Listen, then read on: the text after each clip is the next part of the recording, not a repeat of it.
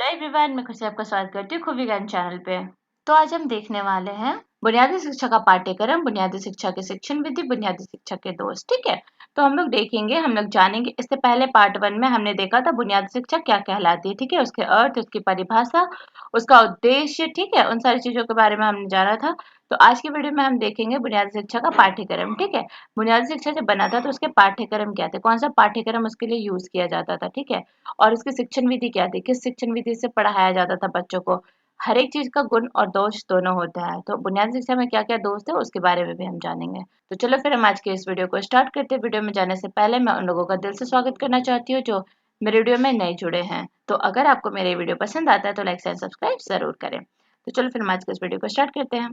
तो सबसे पहले हम लोग यहाँ पे देखेंगे बुनियादी शिक्षा की पाठ्यक्रम क्या कहते हैं। ठीक है, तो जब बुनियादी शिक्षा बनाई गई थी तो सबको पता है कि इसमें सबसे ज्यादा महत्व किस चीज को दिया गया था, श्रम पे। ठीक है, अपने आप को करके सीखना था। ठीक है, चीजों को करना था। ठीक है, इसमें गांधी जी ने सबसे ज्यादा महत्व किसको दिया था, शारीरिक श्रम पे। ठीक है, तो बोलता बुनियादी शिक्षा के अंतर्गत निम्नलिखित विषयों को शामिल किया गया है। क्या क्या, उसको हम लोग देख लेंगे। आधारभूत शिल्पों में कोई एक, ये सारे जो है ना, इनमें से कोई एक उसमें जरूर होना चाहिए था। या तो आप में कृषि होना चाहिए था, या तो कटाई बुनाई का काम होना चाहिए था, या तो लकड़ी का काम होना चाहिए था, या तो फिर आप चमड़े का काम कर सकते थे, मिट्टी का काम, पुस्तक कला, मछली पालन, फल और सब्जी की बागवानी। ठीक है, या तो फिर उसमें गृह विज्ञान होना चाहिए था। लेकिन ये जो गृह विज्ञान था ना, ये केवल बालिकाओं के लिए था। ठीक है, बालकों के लिए नहीं था। ठीक है, और ये सारे जो चीजें थी इसमें आप कोई भी इसको कर सकता था, चाहे वो लड़का हो या लड़की। ठीक है, तो इन सारी चीजों में से कोई एक जरूर होना था स्कूल में विषयों के तौर पे। ठीक है, नेक्स्ट यहाँ पे बोलता है मातृभाषा। चीजें जो थी वो मातृभाषा में ही सिखानी थी बच्चों को। ठीक है, कोई भी इंग्लिश यूज नहीं करना था, कोई भी अदर लैंग्वेज नहीं यूज करना था, बच्चों को उनकी मातृभाषा में सिखाने थे जिससे कि बच्चे सीख सके चीजों को। अगर आप उनसे उन सारे लैंग्वेज में बात करोगे जो उनको आता ही नहीं, तो क्या वो सीखेंगे? जाहिर सी बात है, बिल्कुल नहीं सीखेंगे। तो अगर जब तक आप उनको उनकी लैंग्वेज में नहीं सिखाओगे तो तब तक वो सीखेंगे नहीं, इसलिए मातृभाषा जरूरी था। नेक्स्ट वन इज गणित। उसके बाद है सामाजिक अध्ययन। सामाजिक अध्ययन में इतिहास, भूगोल और नागरिक शास्त्र होता है। तो फिर यहाँ पे बोलते हैं नेक्स्ट वन इज सामाजिक विज्ञान। ठीक है, सामाजिक विज्ञान में क्या क्या आता था आपका, प्राकृतिक अध्ययन, वनस्पति विज्ञान, जीव विज्ञान, रसायन शास्त्र, स्वास्थ्य विज्ञान, नक्षत्रों का ज्ञान। ठीक है, तो ये सारी चीजें आपको पढ़नी थी, मतलब ये सारी चीजें पाठ्यक्रम में होना अनिवार्य था। कला, संगीत और चित्रकला। ठीक है, हिंदी और शारीरिक शिक्षा, फॉर एग्जाम्पल व्यायाम और खेलकूद, इन सारी चीजों पे ध्यान दिया जाना चाहिए था। तो यही था आपका बुनियादी शिक्षा के टाइम का पाठ्यक्रम। ठीक है, ये सारे सब्जेक्ट्स होने जरूरी थे पाठ्यक्रम में। ठीक है, ये सारी चीजों को पढ़ाना बच्चों को जरूरी था। ठीक है ना, अब हम लोग नेक्स्ट देख लेंगे कि विद्यालय के समय सारिणी क्या थे। ठीक है, हर स्कूल का एक समय सारिणी होता है ना, स्कूल 3 घंटा का चलता है, कोई स्कूल 4 घंटा का चलता है, कोई स्कूल 5 घंटा का चलता है। तो उसी तरीके से बुनियादी जो विद्यालय था ना, उसमें 5 घंटे का कार्य होता था। कितने घंटे का कार्य होता था, 5 घंटे का कार्य होता था। तो ये जो विषय था उसके अनुसार से समय भी सबका बटा हुआ था। ठीक है, तो अगर आप आधारभूत शिल्प का काम कर रहे हो तो इसके लिए था 3 घंटा, क्योंकि जो भी आप काम करोगे, कटाई बुनाई छटाई कृषि का, या फिर जो भी चीज आप सीख रहे हो, जाहिर सी बात है उसको सीखने के लिए टाइम लगेगा ही। तो इसी के चलते यहाँ पे बोला जा रहा है कि जो आपका आधारभूत शिल्प का विषय जो था उसके लिए 3 घंटा 20 मिनट दिया जाता था। ठीक है, मातृभाषा के लिए 40 मिनट था, संगीत, चित्रकला और गणित के लिए भी 40 मिनट था।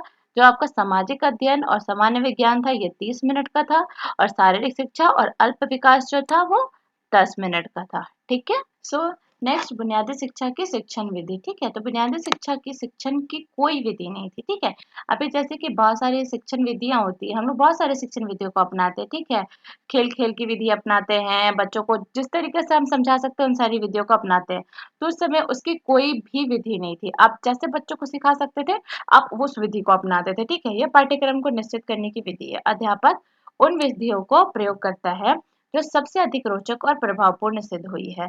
सब प्रगतिशील विधियों का बुनियादी शिक्षा में स्थान हो सकता है और प्रयोग किया जा सकता है। ठीक है, तो ये है आपका बुनियादी शिक्षा के शिक्षण विधि। बुनियादी शिक्षा के दोष। तो बुनियादी शिक्षा जो होता है ना उसके कुछ दोष भी हैं। ठीक है, पहले क्या होता था कि जिस प्रकार से गांधी जी श्रम पे, शारीरिक श्रम पे बल दिए थे, लेकिन अभी का टाइम है मशीन का, तो कोई भी शारीरिक श्रम पे काम नहीं करना चाहता है। तो इसी की वजह से इसमें कुछ दोष भी है। बुनियादी शिक्षा के निम्नलिखित दोष इस प्रकार हैं। यह शिक्षा नगरों के बजाय ग्रामों के लिए अधिक उपयुक्त है। ठीक है, तो ये जो शिक्षा है ना, ये शिक्षा नगर में बहुत कम उपयोग में लाया जाता है। ये ग्रामों के लिए मतलब गाँव में इसका उपयोग ज़्यादा किया जाता है। नेक्स्ट है यहाँ पे यह शिक्षा उत्पादन के सिद्धांत पर आवश्यकता से अधिक बल देती है, ठीक है? जो भी आपका उत्पादन के सिद्धांत है उसमें ये क्या करती है आवश्यकता से अधिक बल देती है। अतः बुनियादी विद्यालय शिक्षण के केंद्र ना रहकर उद्योग के केंद्र बन जाते हैं, ठीक है?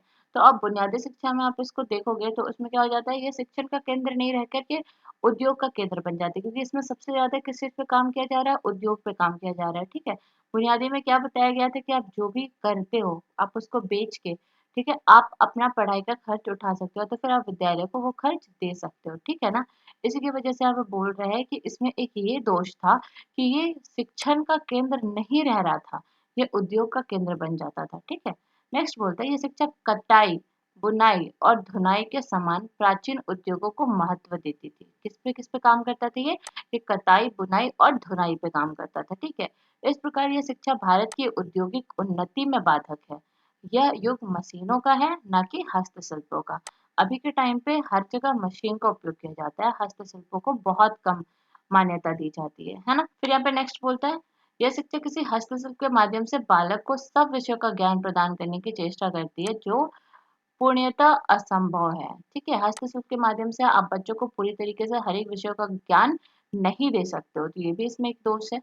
नेक्स्ट बोलता है ये शिक्षा आधारभूत शिल्प के द्वारा न तो बालक का सर्वांगीण विकास करने में और न उसे सामान्य शिक्षा प्रदान करने में सफल होती है, ठीक है? नेक्स्ट है यह शिक्षा स्वावलंबी नहीं बना सकती क्योंकि बालकों द्वारा बनाई जाने वाली वस्तु से शिक्षक के वेतन का व्यय नहीं निकल सकता है।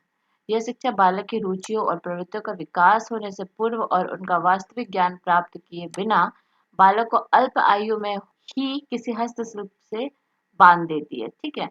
जब बच्चा एक कम आयु में है, ठीक है? उसी समय से क्या हो जाता है कि इसको हस्तशिल्प में इसको बांध दिया जाता है, ठीक है? फिर बोलते हैं शिक्षा काल्पनिक है, एक अनावश्यक विश्वास है, एक मान सृष्टि है और वास्तविक व्यवहार से परे है, ठीक है?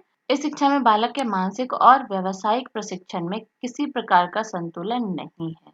इस शिक्षा में उत्पादन के सिद्धांत पर बल दिए जाने के कारण शिक्षकों का नैतिक पतन हो जाता है क्योंकि वे विद्यालय को फैक्ट्रियों में और बालकों को धन का उपार्जन करने वाली मशीनों में परिवर्तित कर देते हैं। मतलब यहाँ पे शिक्षा है ही नहीं, यहाँ पे क्या हो जाता है विद्यालय को एक फैक्ट्री बना दिया जाता है और बच्चों को उसमें काम करने वाला उसमें और बच्चों को उसमें काम करने वाला मतलब बच्चों को काम करना और धन उपार्जन करना है, ठीक है? तो इसी के चलते इसमें ये दोष पाया गया था। तो नेक्स्ट है यहाँ पे मूल्यांकन समिति के अनुसार सामान्य धारणा यह है कि बुनियादी विद्यालय साधारण विद्यालय से अधिक महंगा है। जाहिर सी बात है कि यहाँ पे अगर आप चीजों को खरीदोगे तो वो महंगाई ही बढ़ेगी, ठीक है? यहाँ पे शिक्षा आपको बहुत कम मिल रही है। यहाँ पे आपको क्या कराया जा रहा है? यहाँ पे आपको काम कराया जा रहा है। आपको उद्योग से रिलेटेड चीजें अगर खरीदनी है तो उसमें तो आपको पैसा व्यय करना ही पड़ेगा, जिसकी वजह से महंगाई है, ठीक है? यही कारण है कि बुनियादी शिक्षा का शीघ्रता से प्रचार नहीं किया जा सकता है, ठीक है? Next one is education in India 1947 to 57 के अनुसार इस शिक्षा में जनता और अध्यापकों को कोई आकर्षण नहीं मिला, अतः दोनों ने इसका घोर विरोध किया है, ठीक है? मॉडर्न रिव्यू जो कि अप्रैल 1955 के अनुसार इस शिक्षा का अभिभावकों ने स्वागत नहीं किया, ठीक है? जो भी पेरेंट्स थे इस शिक्षा का स्वागत नहीं किए। उनका कहना है कि वे अपने बच्चों को स्कूल में पढ़ने के लिए भेजते हैं, ना कि कटाई बुनाई करने के। तो यही था बुनियादी शिक्षा का दोष। उम्मीद करती हूँ कि आपको मेरी वीडियो पसंद आया होगा। अगर आपको मेरी वीडियो पसंद आता है तो लाइक शेयर एंड सब्सक्राइब जरूर करें और अगर आपको किसी भी प्रकार का प्रॉब्लम होता है तो कमेंट करना बिल्कुल मत भूलें, ठीक है? तो आज की वीडियो में बस इतना ही। Ta ta bye bye, take care, अच्छे से पढ़ाई करना।